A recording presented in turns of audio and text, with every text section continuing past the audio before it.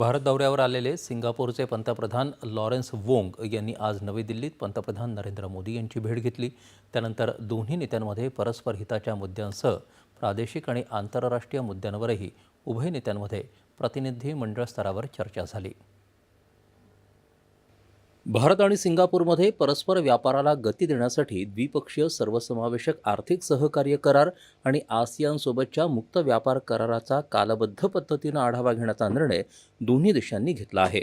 पंतप्रधान नरेंद्र मोदी यांनी या संदर्भातल्या बैठकीनंतर वोंग यांच्यासोबत घेतलेल्या संयुक्त पत्रकार परिषदेत ही माहिती दिली। भारत सिंगापूर संबंधांमध्ये दोन्ही देशातली राज्य देखील महत्त्वाचे भागीदार असतील। गुजरातमधील गिफ्ट सिटी उभय देशांमधील शेअर बाजारांना जोडणारा आणखी एक नवीन पूल बनला आहे। गेल्या वर्षी स्वाक्षरी झालेल्या सेमीकंडक्टर व्यवस्था भागीदारी करारानं संशोधन आणि विकासालाही एक नवी दिशा दिली आहे, असं पंतप्रधान म्हणाले। जनवरी में जब राष्ट्रपति थर्मन भारत यात्रा पर आए थे तो वे ओडिशा भी गए थे। पिछले एक साल में ओडिशा, तेलंगाना, आसाम और आंध्र प्रदेश के मुख्यमंत्री सिंगापुर जा चुके हैं। गुजरात का गिफ्ट सिटी हमारे स्टॉक मार्केट को जोड़ने का एक और नया सेतु बना है। फ्रेंड, पिछले साल हुए सेमीकंडक्टर इकोसिस्टम पार्टनरशिप समझौते ने रिसर्च और डेवलपमेंट को भी नई दिशा दी है। आग्नेय आशियाई प्रदेशात सिंगापूर हा भारताचा सर्वात मोठा व्यापारी भागीदार आहे। भारतात सिंगापूरकडून मोठ्या प्रमाणात गुंतवणूक झाली आहे। उभय देशांमधील संरक्षण संबंध सातत्यानं बळकट होत आहेत, असं पंतप्रधान मोदी म्हणाले। भारत आणि सिंगापूरनं भविष्यातील सहकार्यासाठी एक तपशीलवार मार्गदर्शक आराखडा तयार केला आहे, असं त्यांनी सांगितलं।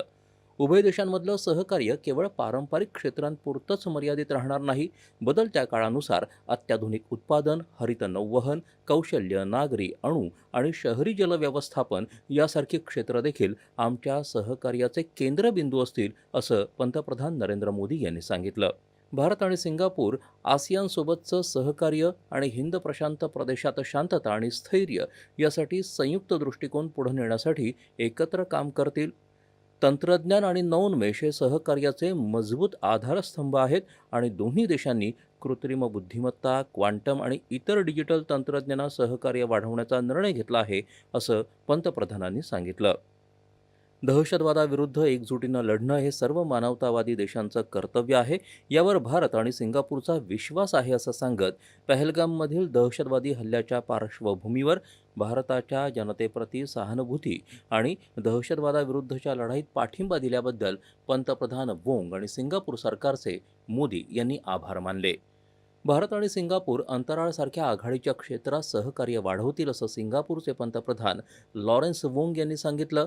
अंतराळ क्षेत्रात सहकार्याला प्रोत्साहन देण्याच्या सामंजस्य कराराद्वारे दोन्ही देश या भागीदारीचा विस्तार करतील, असं सांगत दोन्ही देशांनी जवळच्या नागरी सेवा सहकार्यासह देवाणघेवाण वाढवण्यावरती सहमती दर्शवली आहे, असं वोंग म्हणाले। यावेळी भारत आणि सिंगापूर दरम्यान नागरी विमान वाहतूक, अंतराळ, कौशल्य विकास, डिजिटल संपत्ती, नवोन्मेष आणि हरित आणि डिजिटल नौवहन मार्गिका या विषयांवर 5 करारांवर स्वाक्षरी झाली। तत्पूर्वी परराष्ट्र व्यवहार मंत्री एस जयशंकर यांचीही वोंग यांनी भेट घेतली। भारत आणि सिंगापूरमधले संबंध दृढ करण्यासाठी वोंग यांनी दाखवलेली वचनबद्धता उल्लेखनीय असल्याचं जयशंकर यांनी यावेळी सांगितलं। पंतप्रधान नरेंद्र मोदी यांनी आज युरोपीय परिषदेचे अध्यक्ष